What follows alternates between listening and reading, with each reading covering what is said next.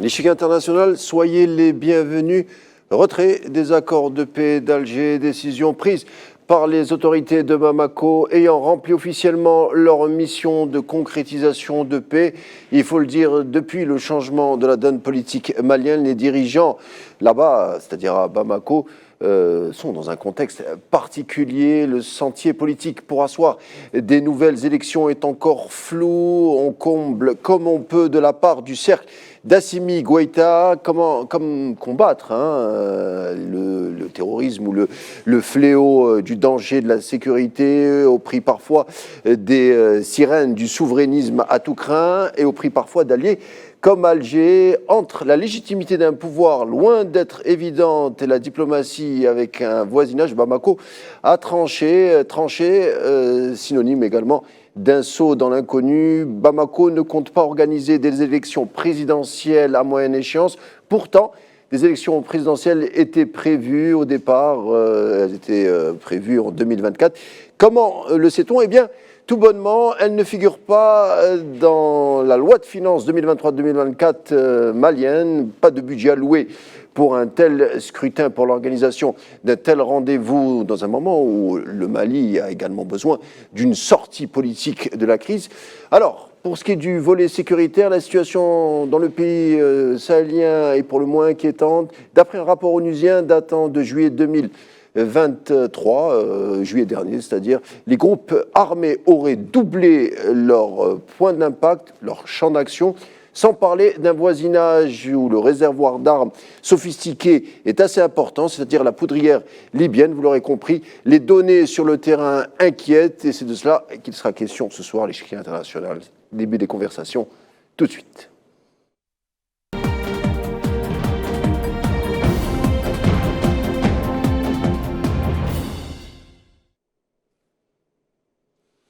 Alors vous n'êtes pas sans savoir que l'Algérie a bâti, notamment en Afrique, un rôle de médiateur pour dénouer les crises de toutes sortes, surtout les crises ayant traversé le continent africain. Un rôle reconnu d'ailleurs par le Conseil de sécurité des Nations Unies.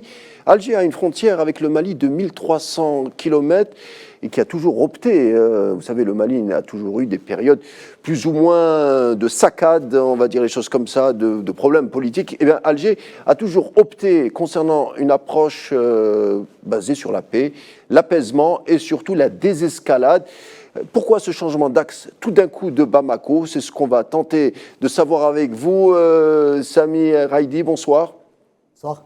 Journaliste Al-Moudjahed et surtout connaisseur, spécialiste des questions internationales. Merci d'avoir accepté notre invitation.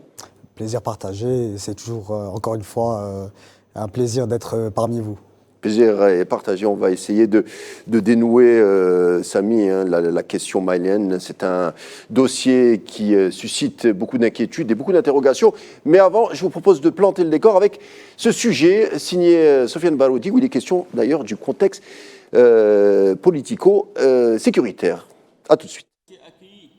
Préparé depuis un moment par les autorités maliennes de transition, le désengagement unilatéral de Bamako des accords de paix et de réconciliation issus du processus d'Alger suscite une profonde préoccupation quant à l'issue d'une situation marquée par l'instabilité politique, la fragilité économique et la profusion des menaces sécuritaires dans la région sahélo-saharienne. La mise au banc du processus politique, la mise en avant d'un néo-souverainisme exacerbé et le choix de l'option militaire comme moyen de résolution de la crise malienne ouvrent le champ à des multiples périls menaçant la paix et la sécurité du Mali et de l'ensemble de la région. Les signes avant-coureurs de cette décision sont nombreux, à l'instar du retrait des autorités de transition de la mise en œuvre de l'accord, mais aussi de leur refus de toutes les initiatives ayant pour objectif la relance et la redynamisation du processus de paix et de réconciliation. À cet effet, plusieurs invitations ont été envoyées aux autorités de transition maliennes par la médiation internationale. Bamako n'y a pas répondu et on est même arrivé à contester l'intégrité de la médiation dont le seul objectif est pourtant d'accompagner la mise en œuvre du cadre de paix et de réconciliation en consécration de l'aspiration du peuple malien à la stabilité. Autre facteur prépondérant, la demande de retrait de la mission multidimensionnelle des Nations Unies pour le Mali, garant de l'application des accords. Celle-ci a été fortement soutenue par la communauté internationale dans la poursuite de ses objectifs vitaux. Son retrait précipité a laissé un vide béant, doublé d'un contentieux sur le contrôle des enclaves onusiennes dans le nord du pays. Pour rappel, les autorités de la transition ont abandonné le chronogramme qui devait l'organiser. La date prévue pour les élections générales ayant été reportée sine die, alors que le dernier budget de l'État malien n'a rien prévu pour l'organisation prochaine d'un scrutin électoral. Des voix s'élèvent pour contester ce choix, marginalisant la société civile et les forces vives du pays, qui aspirent à une réforme institutionnelle et à l'amélioration des conditions de vie des citoyens du Mali. La conduite unilatérale des autorités de transition allant jusqu'à la criminalisation des groupes signataires des accords de paix et de réconciliation, l'abandon manifeste du dialogue politique et le choix de la voie du tout sécuritaire incarnée par le recours à la force militaire, notamment dans le nord du pays, via la profusion d'armements financés par des tiers, ce qui est le reflet de la multiplication des ingérences étrangères dans la région, faisant courir le risque d'un embrasement de la situation. Des sources proches des groupes signataires affirment que cette option belliciste, qui a démontré son échec à maintes reprises dans la résolution des crises politiques, constitue une vraie menace pour l'intégrité territoriale du Mali, comme elle fait peser le spectre de la guerre civile, avec des répercussions régionales potentiellement catastrophiques. Pour rappel, la région sahélo-saharienne est déjà minée par la profusion du fléau du terrorisme fondamentaliste, conjugué aux affres du sous-développement économique, mais aussi de l'instabilité politique qui pèse de tout son poids sur l'avenir des peuples de la région. Voilà, c'est un sujet signé Sofiane Baroudi. Alors, Samir Haïdi, le Mali, on le disait dès l'entame, a toujours été traversé par des coups d'État. Faut appeler les choses par leur nom. Et Alger s'est toujours montré comme médiateur dans les différentes crises et en traversé ce pays en mettant l'accent sur une chose, que les affaires intérieures appartenaient au Mali. Pourquoi tout d'un coup cette volte-face de la part de Bamako à l'endroit d'Alger ?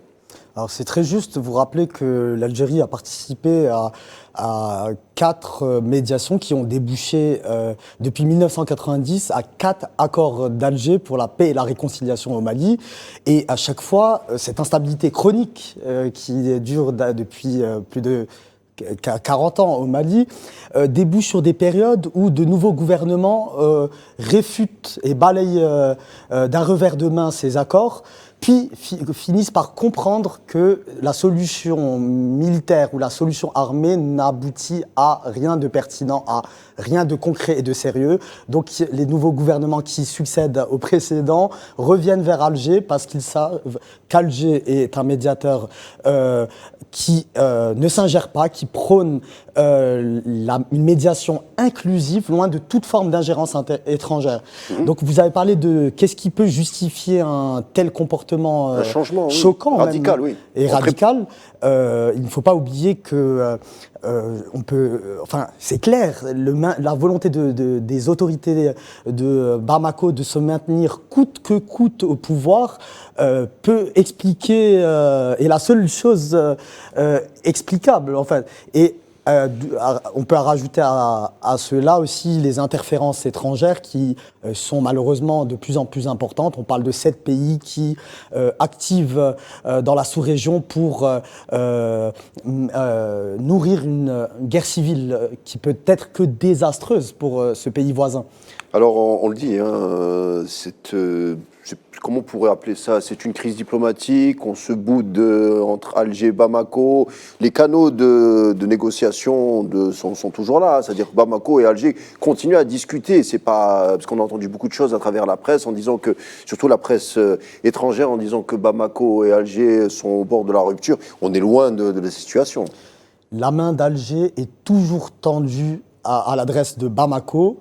Des liens de sang nous lient à ce pays voisin. Vous savez, les populations frontalières de part et d'autre des frontières sont les mêmes familles. Les mêmes. Voilà. Et donc Alger, qui est intrinsèquement lié à la résolution pacifique des différends, ne cessera de tendre sa main. Par contre, ce qu'il faut rappeler, c'est que le retrait de Bamako des accords d'Alger, un accord international, parrainé et organisé par les Nations Unies, est un retrait unilatéral et qui date d'au moins... Enfin, il y a eu un continuum. On a pu constater, d'après de nombreuses sources concordantes et proches du dossier, notamment du côté des signataires, que Bamako a cessé de répondre aux invitations pour la médiation internationale depuis plus de 2 ans, soit Pourquoi plus de 24 mois. Pourquoi, selon vous, même si ça paraît encore un peu flou, avec le temps, on va avoir encore plus d'éléments, mais là, à chaud, qu'est-ce que vous diriez? Pourquoi? Bon, si on revient à mes propos sur que je viens D'éclairer, oui. voilà, d'éclairer il y a quelques secondes, où je parle de cette volonté coûte que coûte des autorités de Bamako de se maintenir au pouvoir, pour pouvoir réussir cette entreprise, il y a un seul moyen qui est connu, c'est galvaniser la population autour aussi peut-être d'un discours néo-souverainiste, d'unité sacrée, de l'ingérence étrangère, etc. Et donc cela apparaît comme une excuse qui est très légère pour le coup. Alors, des accords d'Alger signés en 2015, est-ce que ces accords, je vous pose la question... 4e accord depuis 1990. 4e accord depuis pas mal de... Depuis 1990, précisément. Presque 30 ans, 35 ans. Est-ce que ces accords ne sont pas, je vous pose la question, est-ce qu'ils ne se seraient pas heurtés à la réalité du terrain? Aucune réforme politique ne s'en est suivie. Et d'un autre côté, ce qui a inquiété, c'est l'augmentation des attaques des groupes armés dans toute la région. Au Niger, non seulement au Mali, au centre du Mali, à un moment surtout donné, dans cette région qu'on appelle les 3 frontières. 3 frontières, les fameuses 3 frontières. Qui est une région qui vit actuellement une situation sécuritaire dramatique et catastrophique. Alors, est-ce que ces accords ne sont pas heurtés à la réalité du terrain? Voilà la question de départ. Heurté à une mauvaise volonté aussi des autorités de Bamako d'appliquer la feuille de route qui était aussi d'intégrer aussi les populations du Nord et d'assurer un développement équilibré sur le plan territorial. Et donc, au final, on est aujourd'hui dans une situation d'impasse qui est désastreuse avant tout pour le Mali, il faut le rappeler. Parce qu'aujourd'hui, plus que jamais, le Mali est au bord de la guerre civile. Et ça nous, c'est-à-dire ça nous effraie. Les téléspectateurs qui nous regardent aujourd'hui, à travers nos infos, à travers nos organes médiatiques à différents moments, vous voyez les échanges entre les officiels maliens et les officiels algériens, l'entente sembler au beau fixe. Et puis tout d'un coup, radicalement, il y a ce froid, il y a cette diplomatie un peu qui est un peu équayée, on va dire les choses comme ça. Donc on ne comprend pas. C'est pour ça que le tout sécuritaire peut-être est une solution, mais est-ce qu'il n'y a pas autre chose? Est-ce que Alger avait vu le coup venir, par exemple, selon vous? Oui, eu égard du fait que depuis 2 ans, les autorités maliennes ne répondaient plus aux appels de la médiation. Aux appels des officiels diplomatiques. A annulé toutes les rencontres qui devaient se tenir à Bamako. Puis a expulsé la MINUSMA, qui est cette mission onusienne. Bon, il y a peut-être des raisons. Tout à fait, mais ça suit une succession d'événements qui alertent quand même. Alors, quelle mouche a piqué le cercle ou les autorités de Bamako? Alors, pour moi, en plus de cette volonté de se maintenir, il y a aussi les interférences étrangères, l'argent qui coule à flot. L'argent onusien, notamment. L'ONU a donné pour la paix et la réconciliation au Mali plus de 1,2 milliard de dollars annuellement. Et malheureusement, il n'y a eu aucun retour sur investissement, aucun retour politique de cet engagement. Concret, pas de résultats concrets sur le terrain. Et face à un engagement de la communauté internationale très fort et appuyé. Mm-hmm. Donc, il y a aussi un autre point qu'il ne faut pas oublier, c'est ces interférences étrangères. On a pu voir aussi alors, ces interférences le rôle, étrangères. Je veux dire, de ces forces du mal, que sont, par exemple, le régime tyrannique marocain qui quel moment est son allié de toujours. Pardonnez-moi de vous couper la parole, mais pour ne pas perdre ce fil-là, et son ami de toujours, l'entité sioniste, qui n'ont qu'un seul intérêt, c'est de mettre le feu au Sahel et d'entraîner l'ensemble de la région vers une situation irréparable. Le saut dans le vide qui pourrait bouleverser toute la région. En effet. Alors, ces accords, un mot encore sur ces accords, alors ils prévoyaient notamment de rétablir la paix au Mali par une régionalisation, avec notamment la création d'assemblées régionales dotées de pouvoirs importants. Donc c'est pour ça que Alger avait quand même une approche concrète et de terrain, c'était pas que de la théorie, c'est-à-dire qu'on est parti, c'est de la vraie pratique et c'est presque de la sociologie, voire de l'anthropologie. Donc Alger avait une approche concrète de la situation.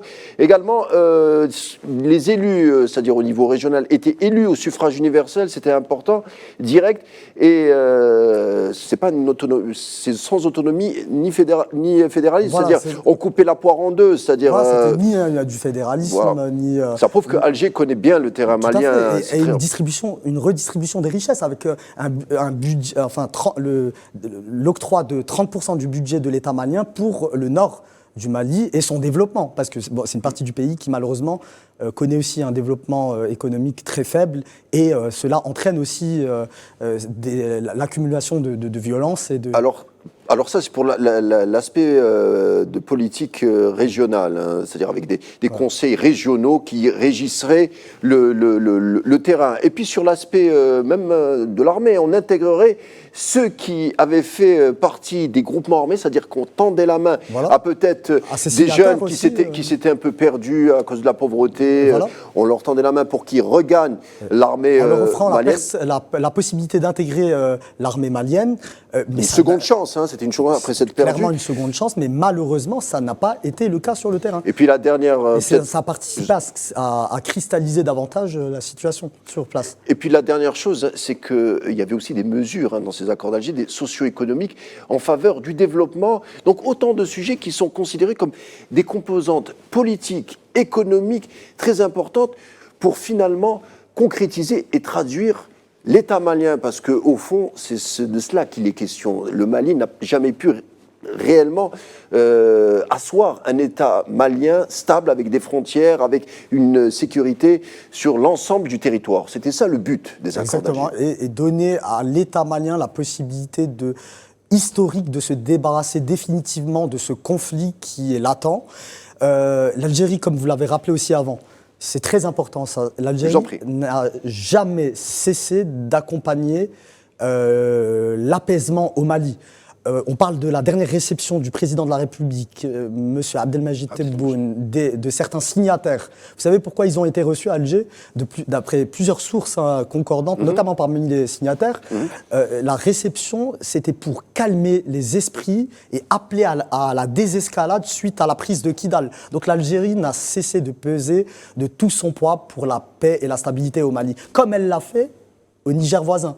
Vous savez que Alger a pesé de tout son poids en juillet dernier pour empêcher une intervention militaire occidentale qui aurait, somme toute, entraîné la région vers le pire et, je pense, vers une implosion et une explosion qui serait malheureusement irrémédiable. Comment qualifieriez-vous la relation actuellement entre Alger et Bamako? Est-ce que c'est des relations glaciales? Est-ce que c'est une crise diplomatique? Est-ce que on se bouderait? Quel qualificatif apposer sur cette relation en ce moment même, à l'instant T? Vous savez, l'Algérie ne réagit pas avec des sentiments, mais elle réagit avec le sang-froid et elle prend acte de toute la donne et agit en fonction aussi des intérêts de l'Algérie. Les intérêts de l'Algérie sont la stabilité et la paix et la sécurité au Sahel. Parce qu'une déflagration au Sahel entraînerait une menace directe aussi sur nos frontières et sur notre Grand Sud aussi. Il faut le dire aujourd'hui. Autre point aussi focal et important, c'est que les autorités maliennes ont tenu quand même un discours très choquant, qui ont choqué de nombreux Algériens, parce que l'Algérie a toujours été présente aux côtés du Mali, même sur le plan sécuritaire. Vous savez que... Vous dites choquant, c'est-à-dire qu'ils ne respectaient pas peut-être les formes diplomatiques voilà, d'usage. et qui étaient même insultants. Hein. Je vous renvoie à la lecture du communiqué, et je renvoie également nos téléspectateurs à la lecture du communiqué malien. Il y a des parties qui sont extrêmement choquantes. Mais malgré ça, l'Algérie garde la tête froide et agit en fonction des intérêts de la région et des intérêts nationaux, bien évidemment. En 2020, l'Algérie a octroyé une cargaison de véhicules militaires pour soutenir l'État malien dans sa lutte contre le terrorisme.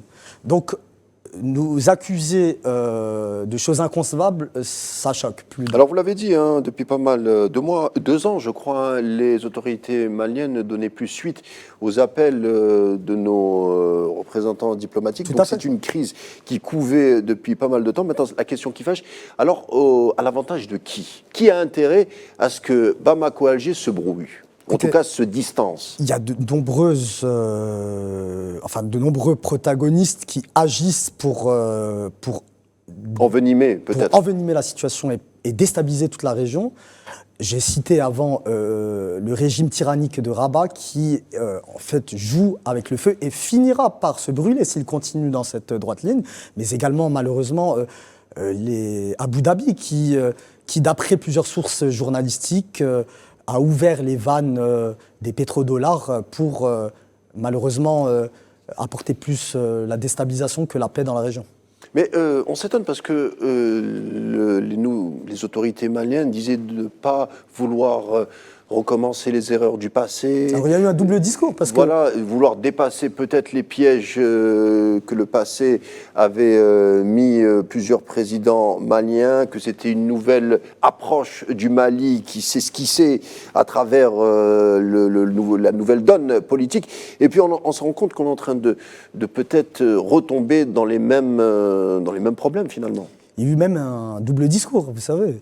Je discutais très récemment avec un confrère journaliste qui est très au fait aussi du dossier malien et il m'a apporté quelques confidences, dont le fait que dès 2020-2021, Assimi Goïta avait un discours très rassurant, notamment à l'adresse de notre pays, en disant qu'il n'y avait pas d'autre cadre que les accords d'Alger, qu'il n'y a pas de référendum possible sans Kidal. Et puis on voit du jour au lendemain ces dirigeants inexpérimentés, il faut le rappeler, hein, ils n'ont pas d'expérience politique, c'est des jeunes sans expérience, hein, retourner complètement la veste et changer complètement de politique, mais malheureusement une politique au détriment de la paix, la sécurité et la stabilité du Mali avant tout.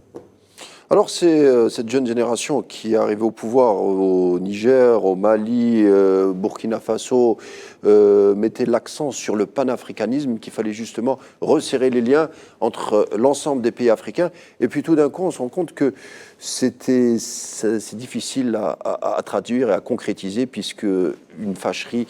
Non, mais dans le cas malien, par exemple, malheureusement, je suis extrêmement triste, hein, moi qui est très panafricain, qui croit à cette unité aussi entre nations africaines, de voir qu'en fait le discours néo-souverainiste qui a été prôné par les autorités de Bamako, mais aussi ce retour vers les nationalismes, etc., n'était qu'en fait une couverture pour... malheureusement, pour gagner du temps, peut-être de troubles desseins. Et pour galvaniser, c'est-à-dire pour rassembler, parce que c'est un discours qui rassemble la population. Vous savez, l'ennemi extérieur, c'est-à-dire, voilà, ça a commencé, voilà, un tel n'est pas bon, etc., jusqu'à nous, voilà. On est actuellement dépeints comme étant des gens qui ont de mauvaises intentions à destination de Bamako, mais c'est totalement hypocrite. Est-ce que ça marche est-ce qu'on sait si ça marche sur la population malienne? Est-ce qu'on sait ce que les médias maliens en disent? Comment c'est rapporté, tout ça? Je sais que de nombreux Maliens sont très gênés parce qu'ils connaissent l'histoire. La mémoire longue. Et cette histoire commune que nous avons avec le Mali voisin. Et donc pour eux, ils sont autant choqués que nous. Mais peut-être qu'ils ne peuvent pas le dire ouvertement, mais ils n'en pensent pas moins. Au vu des conditions. Comment vous voyez les futures semaines ou les futurs mois, peut-être pas les futures années, j'espère que ça ne va pas durer autant, mais comment vous voyez la situation au sein de la région et particulièrement au Mali? Si on continue avec ce retrait des accords d'Alger, qui sont, il faut le rappeler, des accords internationaux sous l'égide des Nations Unies, eh bien, malheureusement, nous sommes dans une fuite en avant vers le pire pour la région et pour le peuple malien frère.